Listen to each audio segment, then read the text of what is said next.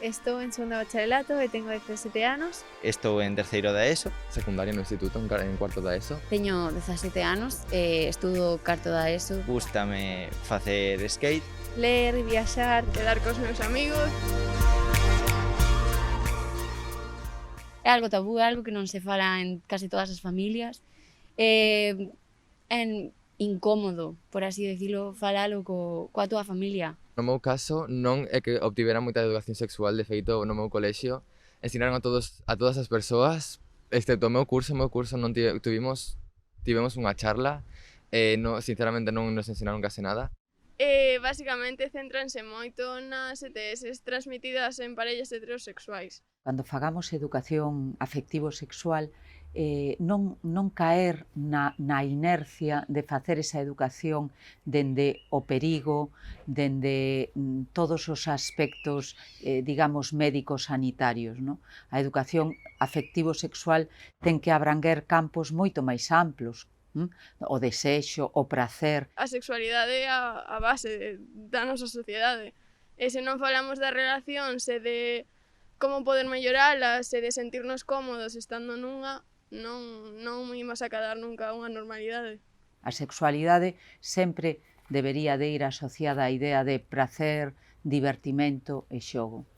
Que non se fala tamén dos orgasmos femeninos e do que teñe que ver co femenino. É algo que non temos idea, sin embargo, os homes pois si teñen idea, pero es que as mulleres non estamos desinformadas completamente. É unha asignatura pendente na educación sexual no século XXI e é abordar a sexualidade femenina, abordar o prazer das nenas, das mozas e das mulleres, porque as mulleres, se ven o día esa nena, non saben o que é o seu prazer, non saben o que é un orgasmo, non saben moitas veces nin o que queren nin o que non queren. Creo que hai xente que sobrepasa os límites, que ve que a xente, o sea, que ti eres moi afectiva, etcétera, e entón, como xa eres ti moi afectiva, pois xa, toma, pois aquí te pillo, aquí te mato. Tamén, ademais, habería que falar non só de, pois, o feito de, pois, ter relacións con unha persoa, pero senón tamén como saber identificar cando te sintes cómoda con unha persoa e cando non, e cales son como os teus límites, por decirlo de alguna maneira, e ter a capacidade de comunicarlles a outra persoa sin necesariamente, sabes, como saber que os teus límites tamén son importantes ou cosas así, que é algo que pois parece que non se fala moito. Esta idea de poñer límite é o que coñecemos en psicoloxía como a asertividade.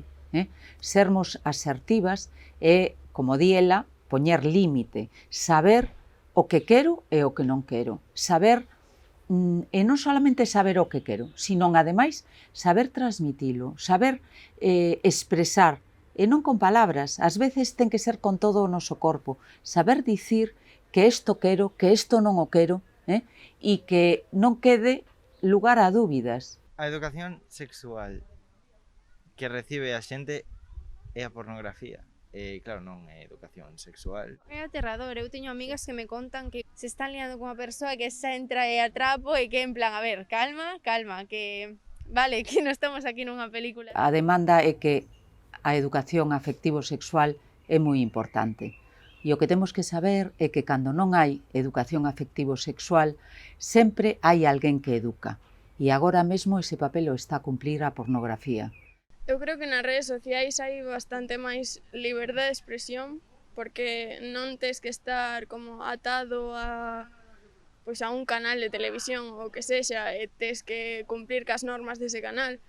Entón, nas redes sociais a verdade é que cada un ten como a que grupo quere pertencer, non? Ou ao grupo da revolución ou ao grupo de seguir resistindo neses roles de hai séculos e que van seguir así se non os cambian. Entón, non sei, eu creo que as redes sociais a verdade é que fan moi bon o traballo de expresarnos, de revolucionarnos. A valoración que fan das redes, que nos estamos sempre poñendo o énfase no negativo, pero eles tamén ven que hai unha parte superpositiva que lles pode ensinar.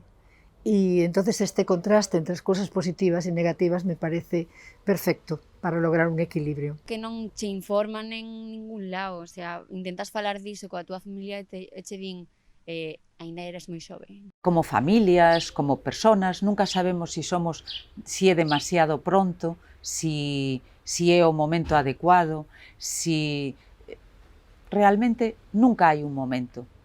Eu o que sí propoño é que hai que falar e hai que incorporalo na nosa vida, nas nosas conversas, nos nosos comentarios, se falamos dunha película, se estamos a comentar algo que está acontecendo, pois ir introducindo todos eses temas e todos eses saberes na vida cotidiana, non esperar a ese momentazo da charla de educación sexual